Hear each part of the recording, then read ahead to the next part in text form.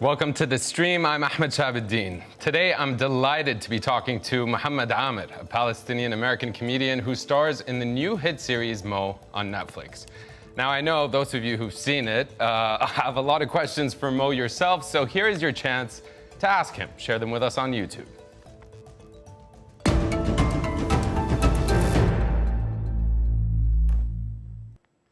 The new hit comedy show is inspired by some of the challenges and traumas that Mo faced in his own life. He also lost his father at a young age, was forced to flee to the US from Kuwait during the first Gulf War, and navigated the US immigration system as a refugee. The show is a critical success, to say the least, making waves for portraying an ordinary Palestinian American family, and in doing so, humanizing them, something that's never really been done before on TV. Check out this trailer. Assalamu alaikum. No, we don't have to do that. Great to see you. Yeah, right. Hey, you leave your shoes on, Mo. No, that's gross. Oh, okay. Well, come on in. Yeah, what it do, folks? Yeah, I'm just riding in the Chevy with the roof low. How you doing, brother? Let me show you something. Hanging with the groove. Why do you need to sell that crap? Selling merch is the only thing I can do without papers. I need to support my family. Petrol Emotion. It's my last one. My last one. Last one. Real low, real low. Islam is real practical. You can talk to G.O.D. anytime. You should go to church with me someday. What is the Trinity, though? Please explain it to me. What's el Padre, el Hijo, el Espíritu Santo? Amen, el Padre, What is el it? No, Hijo, don't do el that. Espíritu No, astaghfirullah, don't do that. Olive theft is a huge problem. Yeah, where's that? Palestine? Damn, that's a couple hours away. No, not Palestine, Texas. Israel, man. Israel. Oh, it's Shalom. Yeah, it's a real branding issue. Please welcome to the show from Houston, Texas, Mohammed, co-creator and star of Mo. Mo, thanks so much for being with us. I don't think I've ever said Mo so many times in my life, Mo. Mo money, Mo problems, just like Palestine on the show. Man, it's so great to have you with us. Thank you for having me. Really a pleasure to be on. I have to ask you, just from the get-go, I want to give you an opportunity for our audience who may be living under a rock. They've never heard of the show. They don't know you. What's this show really about? To me, it was clear it's a labor of love, to say the very least. What's it about to you? Sure. The show is about belonging. It's about what a result of statelessness, people assimilating in America, fish out of water, somebody who's been struggling, trying to fit in and take care of their family, while also losing themselves spiritually along the way. I mean, it's very complex. There's so many layers to it, to be honest. There's origin stories to unpackage as well. The mother story, my story, my brothers, my sisters, my fathers. There's so much to talk about generational displacement.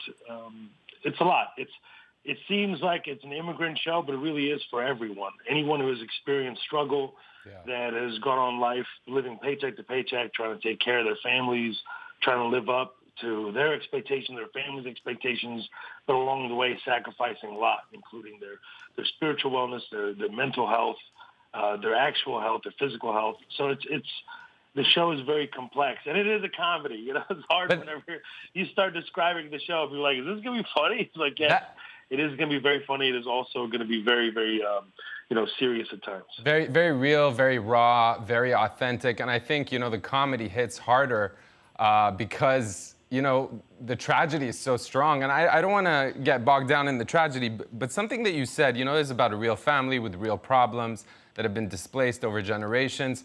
But in a lot of ways, for as much as it's about Palestine, it's also about Houston. It felt in some ways like Houston, this place that you were raised, essentially, as a big character in the series. Was that intentional? Absolutely, it was intentional. It was completely by design. Houston is the most diverse city in America. The A-Leaf, the neighborhood, the suburb of Houston that we film most of the series in, is 80 languages spoken in it alone. There's no zoning in Houston, so everybody's literally next to each other.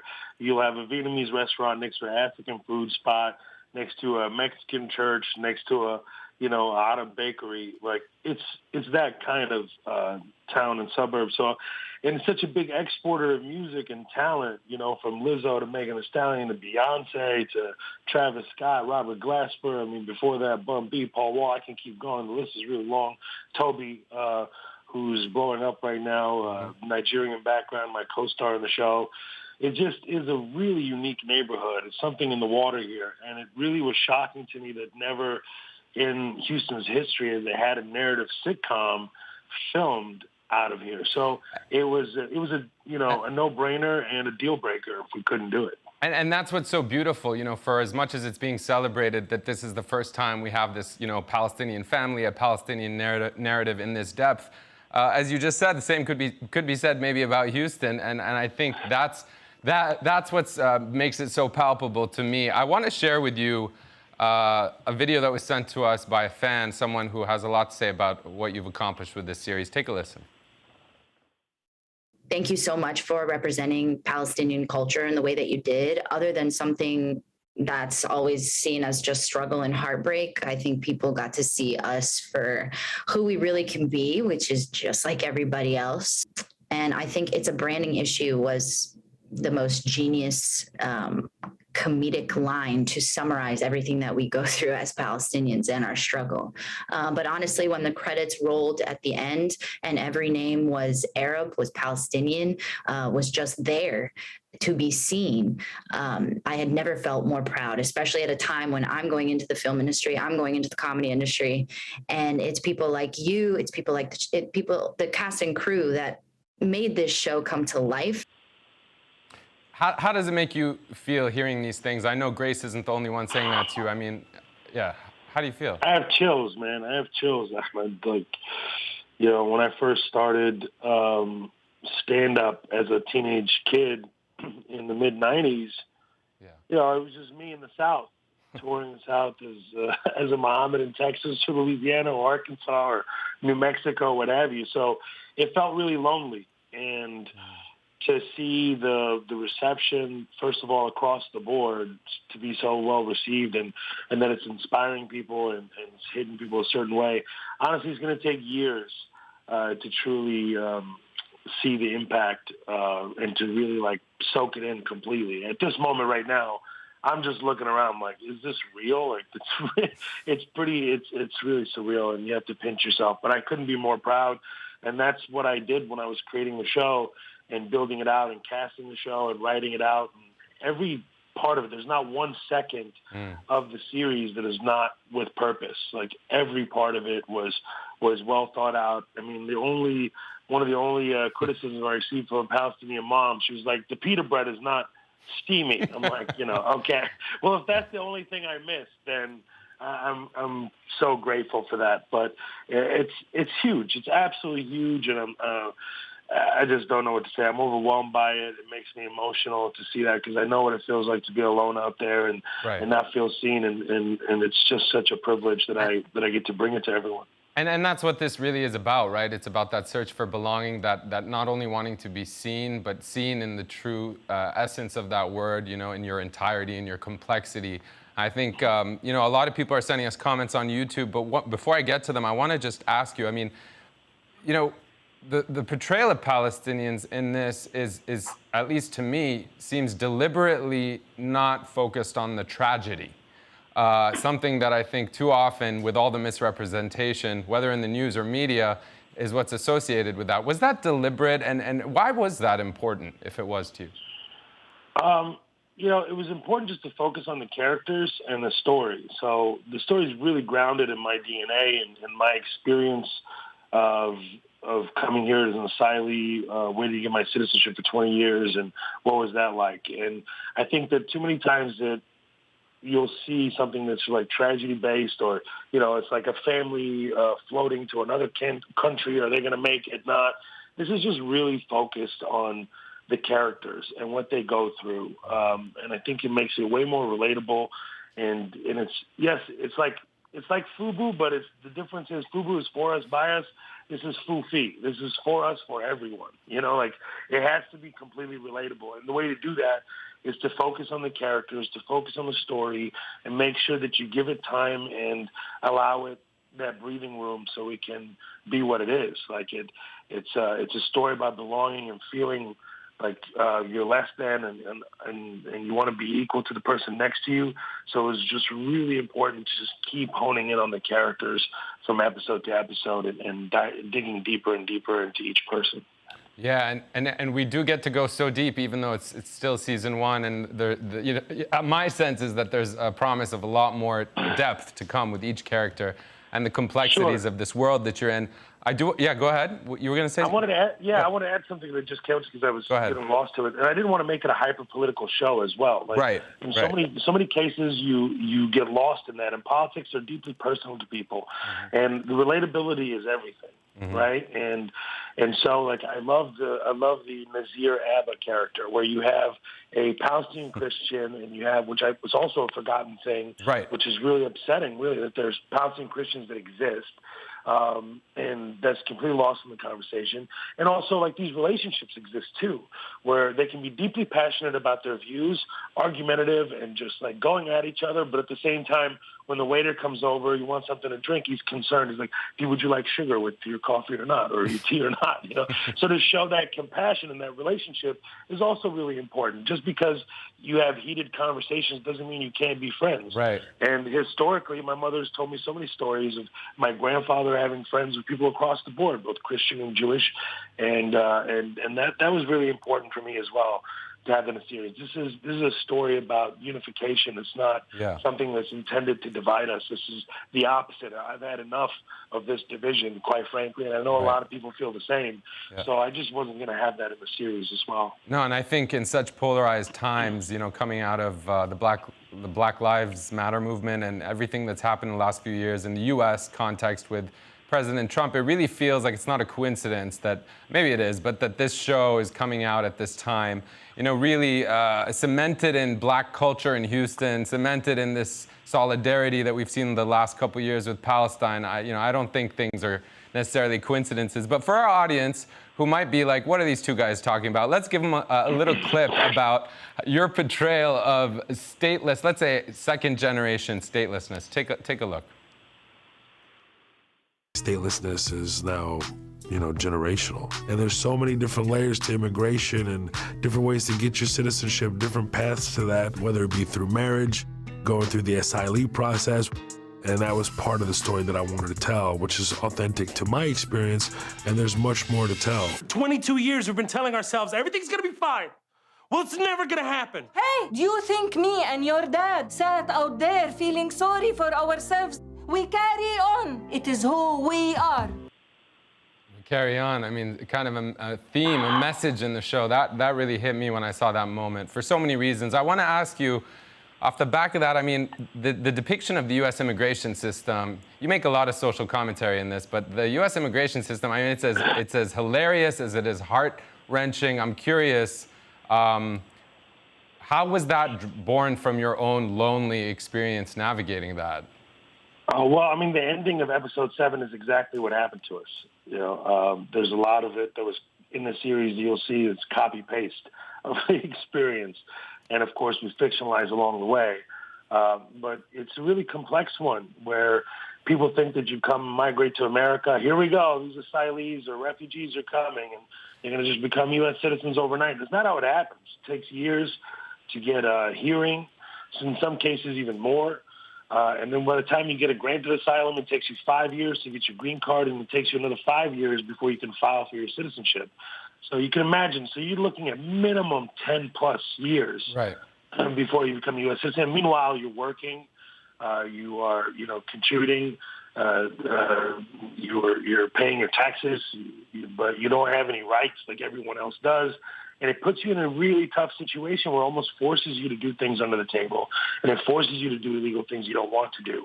And I think that's overall the biggest beef I have with the system, that not only does it move too slow, but it puts people in really bad situations to where they're forced to do illegal things potentially, which it goes against their nature, it goes against their moral character, it goes against how they were raised. However, the system is set up in a way to where it makes it easy to submit to those things. And, I don't want to keep kind of hammering the point, but for as much as this is a Palestinian story, it's a story about immigration, it's an American story, it's so many different things. And what I think was so compelling and effective for a group of people that have been marginalized in the media and in the mainstream, especially in Hollywood, you kind of made it seem like the Palestinian narrative was kind of part and parcel or like in tandem with other realities in the American experience, whether brown or black working class people. Do you attribute that to a success in the show? Is that just naturally who you are? Was it intentional? Was there a lot of strategy in how to present this story? No, it is really natural to who I am, and it's not something that was calculated. It's just how I live my life. My friend group is a well-rounded, mixed group of individuals, and it was just easy to take it that way. I mean, like I said, Alief in Houston being one of the most diverse cities in America, and 80 languages spoken alone in Alief, it's how I grew up, and it's how I was raised. And I think that any time that people think of a particular experience, it's just like compartmentalized to that ethnic group, which is wrong. It's universal. Everyone goes through the same issues, and to just put it in a bucket, I don't think it's fair. And it's also not accurate. And if I filmed something in Alief where it was just Arabs, that's also not accurate. Right. You know, that's not how it works here. Like, you walk into a particular business that's owned by Arabs, I guarantee you they speak Spanish, or they speak another language that they communicate with their community. It's very much that way. And I remember there was an Arab man that I worked for that when I was a teenager that you know, had a ledger for people that couldn't afford certain things. It became a community. It's like, oh, you come here, you take care of it, get whatever you need, and God bless, no problem. Like, it was that way, and it's still that way to this day. You know, we have a lot of people on YouTube asking questions and making comments. So many people reacting positively, not just to the trailer, but to the show. Mothra is saying, have you experienced writer's block, and how do you move past it? I mean, I can imagine you've spent, what, a decade writing this?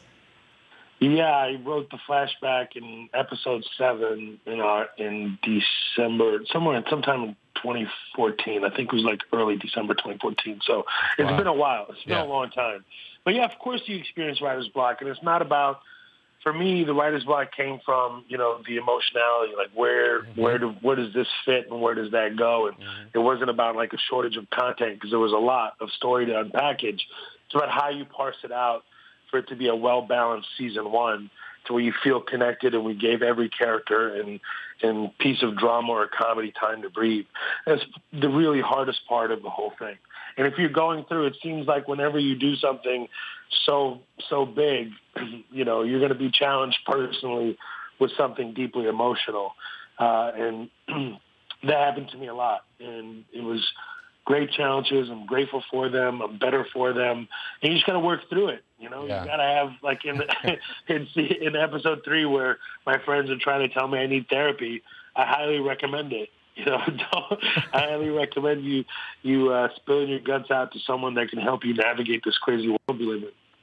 It's just incredible hearing you kind of talk about that process, because I rarely have seen a show that is, let's say, new or innovative in its structure, what it's about, that has been so well received. I mean, what is it, 100%? I have it right here. On Rotten Tomatoes, 100%, the critics' ratings.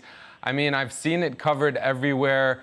I don't know what that, I don't want to overstate it, Mo, but, you know, is this something you would have thought of when you were doing stand-up? That transition from stand-up to now this series, I mean, was that always when you were a kid in the back of your mind? Like, this feels like a culmination that could really be transformative for your career, but also for storytelling and Palestinians.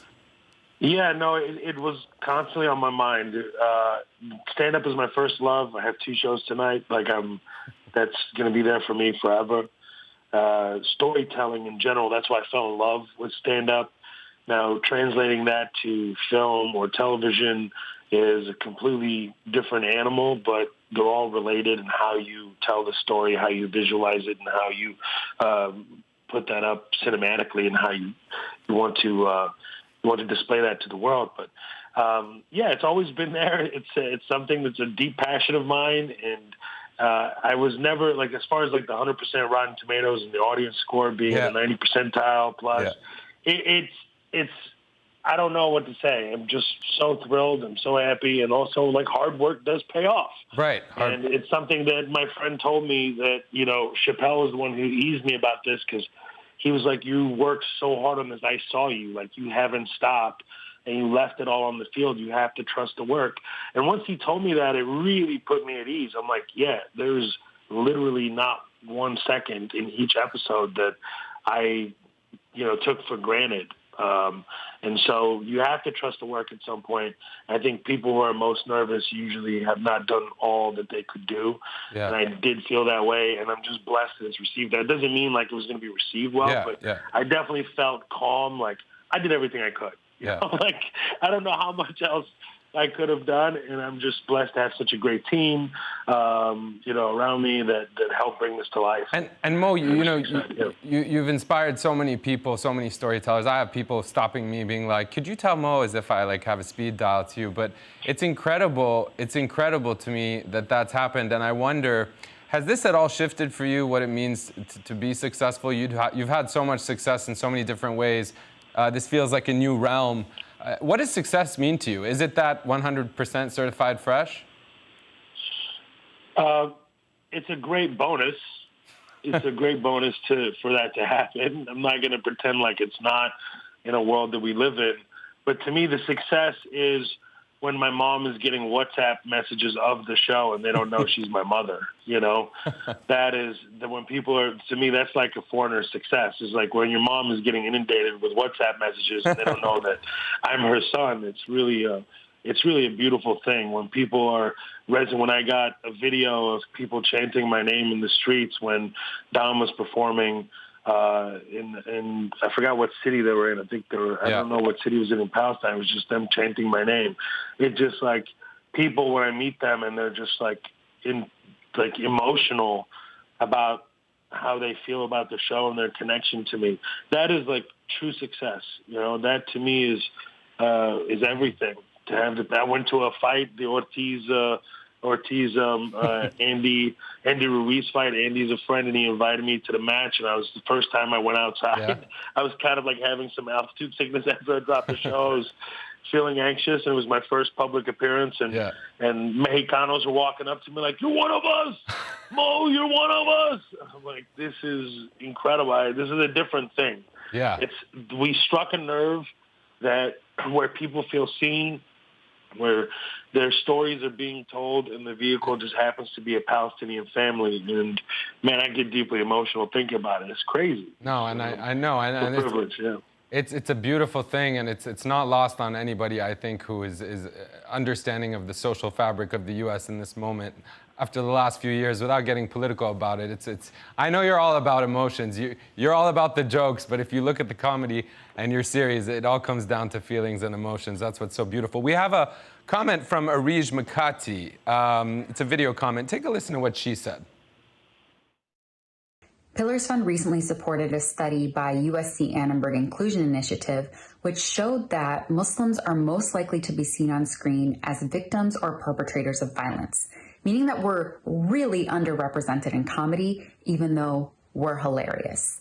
The thing that I love about what Mo's show does is not shy away from the incredibly important to address systemic issues that Muslims and Arabs face every day in the United States, while still acknowledging that we as marginalized people deserve frivolity too, that our laughter and our love and our humanity is what allows us to survive and thrive under really difficult situations. Surviving and thriving. Well, as someone who's thriving, a lot of people asking me, ask him about season 2. Is it happening, and what are you excited about? Quickly. Well, I'm moving confidently like it will. I have not gotten confirmation yet. We're waiting on the news. But, I'm already building it out of my mind, and it's so much more story to tell. I'm excited. Incredible. And just quickly, before we wrap, Black Adam, how are you feeling about that? I mean, I forget that I'm in a superhero movie with The Rock. You're in a superhero movie with The Rock. It's amazing. Yes, it's incredible. What an amazing experience to work with him, and the entire cast is phenomenal. Pierce Brosnan, my hero. What a crazy time. What a blessing. I'm not taking it for granted. And it's such a beautiful thing. And by the way, if everybody's wondering, yes, I'm visiting my mother. This is classic. A Mama classic design. Painting in the background. I love it. Mo, I want to thank you for joining us on this show. I want to thank you also for inspiring so many people with your authentic storytelling. And, keep it up. And thanks for joining us. For those of you at home, this is our show for today. Join us next time.